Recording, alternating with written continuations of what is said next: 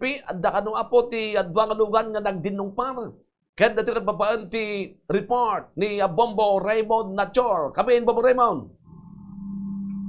May ka-vehicular accident tinapasamak ti masakupan ti Barangay Norte, San Juan, La Union. Itindakamat nga aksidente ket pakiramanan ti may sa kotse ken may saban. Itinasao nga kotse kadaan plate number NBH 1809. Itinasao a behikulo ket nakarehistro kini Sagrado Cahote Amparo Jr., residente ti National Capital Region, ken nabigbigma ti nagmaneho ti kotse ani Jonas Ibes Centino. Agdawan ti 20 ket 3 awanan asawa ken nagnanaed ti Barangay Lingsat, Syudad ti San Fernando, La Union. Iti matadakamat aban kadaan plate number ABJ 6458. Dahito kimot ket nakarehistro kini Jerome Jefferson Reyes iti Mangaldan, Pangasinan. Kaya nabigbig iti driver iti ban ani Mark Nino Castro. Agdawan ti 20 ket 4 awanan asawa ken residente ti Sulbec, Ilocos Sur. May basar ti inisyal nga investigasyon ti San Juan Police Station dahito duwa alugan ket padang turong ti pagpamyanan nga direksyon.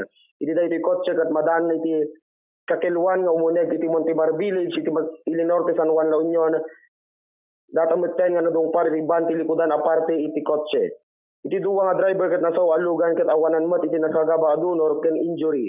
Ngem kabayatan na daytay ti pasahero ti ban ket nagpasar ti minor injury ang nabigbig nga ni Belinda Cachola Dasalia agtawen ti 54 awanan asawa ken residente ti Barangay Paratung, Narbacan, Ilocos Sur. Iti nasaw nga pasahero ket sigud nga niturong sa Jailorma Medical Center para ti pannakatamang daytoy.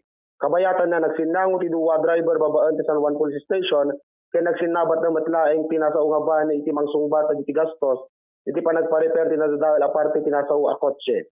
Detay damag ng nakmaidanon manipod pailaan dito sa San Juan Police Station para ti Bombo Report Second Morning Edition. Dahito ni Bombo Raymond Nachor reporting para sa Pambansang Radyo ng Pilipinas.